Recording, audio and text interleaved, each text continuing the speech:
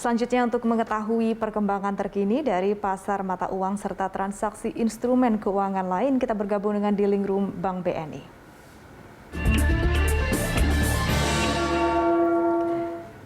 Seperti apa pergerakan rupiah di awal pekan ini? Untuk membahas hal itu, kita telah terhubung bersama Treasury Research Analyst BNI, Puguh Andik. Selamat pagi, Mas Puguh.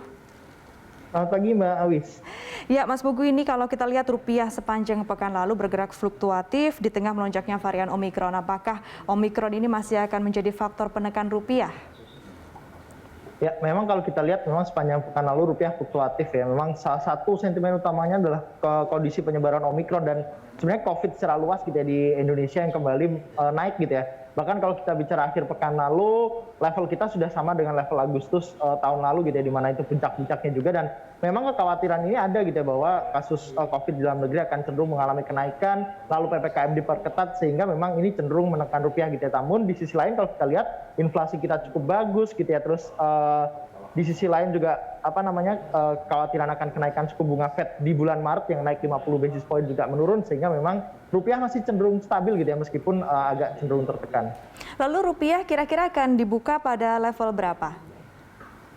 Ya, untuk pagi ini rupiah dibuka kembali melemah gitu ya di sekitar level 380-an. Setelah akhir pekan lalu, kalau kita lihat rilis data non-farm payroll Amerika Serikat gitu ya, ini melampaui ekspektasi gitu ya, sehingga memang akhirnya USD berbalik menguat gitu ya di akhir pekan lalu. Kekhawatiran akan kenaikan suku bunga Fed juga kembali naik, bahkan pasar secara luas mayoritas gitu ya mempredisikan bahwa Fed akan menaikkan suku bunga kembali sebanyak 5 kali di tahun 2022, sehingga memang ada potensi bahwa rupiah cenderung akan kembali tertekan hari ini.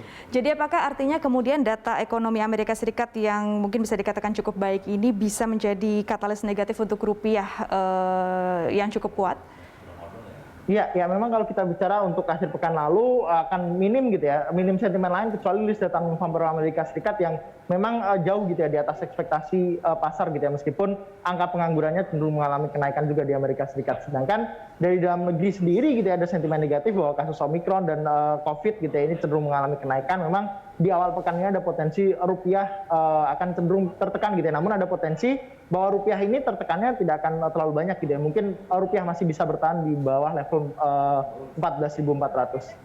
Ya, kalau dari domestik, dari dalam negeri ini ada rilis cadangan devisa domestik yang akan segera dirilis. Analisa Anda, apakah cadangan devisa RI ini akan ada perubahan?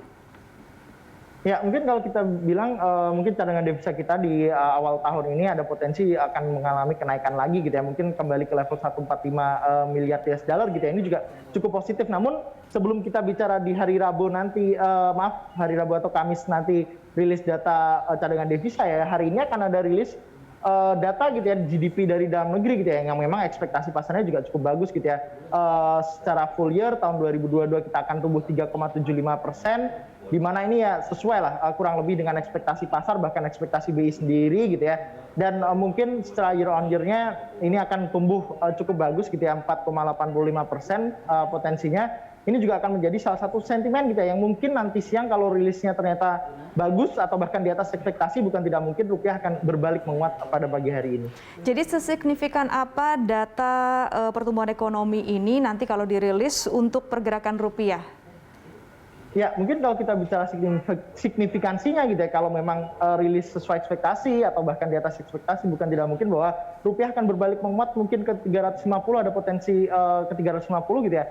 Namun kalau ternyata rilis GDP kita di bawah ekspektasi, bukan tidak mungkin rupiah akan tertekan gitu ya, kembali ke level 14.400 seperti itu. Ya, kita kemudian bergeser kembali ke Amerika Serikat. Inflasi Amerika ini akan dirilis juga pekan ini. Apakah ini akan kembali mencetak rekor menurut analisa Anda? Nah, mungkin kalau kita lihat kemarin gitu ya, di Januari ada kenaikan sampai 7% gitu ya inflasi Amerika Serikat. Potensinya di bulan Februari ini ada potensi juga akan kembali mengalami kenaikan gitu ya. Mungkin antara 7,2 sampai 7,3% secara year on year, ini rasanya cukup wajar gitu ya untuk kenaikan dari inflasi Amerika Serikat sendiri gitu ya. Nah, memang ekspektasi ini lalu akan men-trigger gitu ya kekhawatiran pasar akan lebih hawkishnya Fed gitu ya, ada potensi kenaikan 5 kali suku bunga gitu ya di tahun 2022. Ini yang harus kita perhatikan juga gitu ya menjelang akhir pekan nanti gitu ya, karena rilis data CPI Amerika Serikat kalau tidak salah di hari Kamis nanti.